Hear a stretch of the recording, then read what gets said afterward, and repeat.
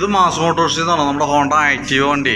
സെൽഫിൻ്റെ complaint ആയിട്ടാണ് നമ്മൾ പറഞ്ഞു വന്നത്. അപ്പോൾ നമ്മൾ സെൽഫ് ബാറ്ററിയുടെ ഭാഗം അഴിച്ചു നോക്കുമ്പോൾ 2023 മോഡൽ ആമറോണിൻ്റെ ബാറ്ററിയാണ്. അപ്പോൾ ജസ്റ്റ് നിന്ന് അഴിച്ച് ചാർജിലിട്ടേക്കാണ്. അത് ബാറ്ററിയുടെ എന്തെങ്കിലും കംപ്ലൈൻ്റ് ആണെങ്കിൽ നമുക്ക് ഓൾറെഡി വാറണ്ടിയിലുള്ളതാണ്, നമുക്ക് വാറണ്ടിയിൽ മാറ്റിയിടുക.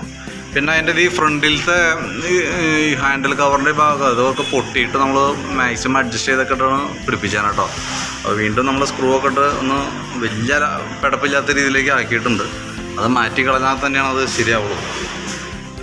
പിന്നെ നമുക്ക് ഈ ബാക്കിലത്തെ ഈ കമ്പി ഉണ്ടല്ലോ, ഓൾറൗണ്ട് ഗാർഡിൻ്റെ സൈഡിൽ തന്നെ പീസ് കൊടുത്ത് പൊട്ടിപ്പോയിട്ടുണ്ടായിരുന്നു. അത് സെപ്പറേറ്റ് നമ്മളൊരു ക്ലിപ്പൊക്കെ ഇട്ട് ക്ലിയർ ചെയ്ത് പിടിപ്പിച്ചിട്ടുണ്ട് പിടപ്പില്ലാത്ത രീതിയിൽ. അതിന് ശേഷം നമ്മൾ അതിൻ്റെ എൻജിൻ്റെ ഓയിൽ വെറുതെ ഒന്ന് ചെക്ക് ചെയ്ത് നോക്കിയതാണ്. ഓയിൽ ആകെ കൂടിയുള്ള ഓയിലാണ് ഈ വണ്ടിയിൽ കാണുന്നത് കേട്ടോ. അപ്പോൾ ഞാൻ ഓയിൽ ചേഞ്ചിൻ്റെ ദിവസം നമ്മുടെ അടുത്ത് പറഞ്ഞിട്ടുണ്ടായില്ല. പക്ഷെ എന്നാലും നമ്മൾ വണ്ടി കയറ്റിയ സ്ഥിതിക്ക് സ്വാഭാവികമായിട്ടും നമ്മൾ മൈനറായിട്ടൊന്ന് ചെക്ക് ചെയ്ത് പോകും. കാരണം അത്യാവശ്യം വേണ്ട ഭാഗങ്ങൾ അപ്പോൾ ആ കൂട്ടത്തിൽ കൂടെ ഓയിൽ ലെവൽ നോക്കുമ്പോൾ ലെവൽ കണ്ടില്ല. അപ്പോൾ ഞാൻ വെറുതെ ഒന്ന് ഓയിൽ ഊറ്റി നോക്കിയതാണ്. ആകെ കൂടിയുള്ള ഓയിലാണിത്. ഏകദേശം ഒരു 100 മില്ലി കഷ്ടിയുള്ളൂ. അപ്പോൾ നമുക്കിപ്പോൾ എന്തെങ്കിലും ഓയിൽ മാറ്റാതെ മാറുമ്പോൾ ഓയിൽ ഒഴിക്കേണ്ടി വരുന്നതിനകത്തേക്ക്. പക്ഷേ ഈ ഓയിൽ ഒഴിക്കണ സമയത്ത് എന്താ സംഭവിക്കുന്നത് മിക്കവാറും പുകയുടെ പ്രശ്നം ഉണ്ടാവും. ഓയിൽ കത്തിപ്പോവാതെ കൊണ്ട് ഒരു കാരണവശാലും ഇത്രയും ഓയിൽ ലെവൽ കുറയില്ല. അപ്പോൾ അതൊന്ന് ശ്രദ്ധിക്കുക. കാരണം ഇപ്പം നമുക്ക് ഓയിൽ ഒഴിക്കാണ്ട് എന്തെങ്കിലും വണ്ടി ഓടിക്കാൻ പറ്റില്ല. ഇപ്പോൾ ഓയിൽ ഒഴിക്കാം. നമുക്ക് ഓയിൽ ഒഴിക്കുമ്പോൾ പുക വരാൻ സാധ്യതയുണ്ട്. കാരണം വരുമ്പോൾ ചിലപ്പോൾ പുക ശ്രദ്ധയിൽ പെട്ടിട്ടുണ്ടാവില്ല. കാരണം പുക വരാനായിട്ടുള്ള ഓയിൽ എഞ്ചിനിലില്ല.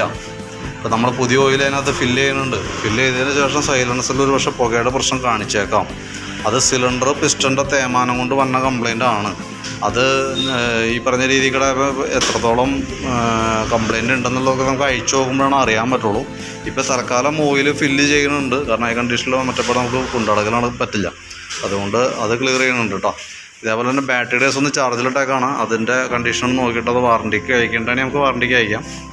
ഓക്കെ. അപ്പോൾ ഓയിലിൻ്റെ ഈ കണ്ടീഷൻ കണ്ടുകഴിഞ്ഞപ്പോൾ ജസ്റ്റ് ഇൻഫോം ചെയ്തെന്നുള്ളൂ. കാരണം എന്ന് വെച്ച് കഴിഞ്ഞാൽ പുകയുടെ പ്രോബ്ലം കാണിക്കാനുള്ള സാധ്യത ഒരു 90% ഉണ്ട്.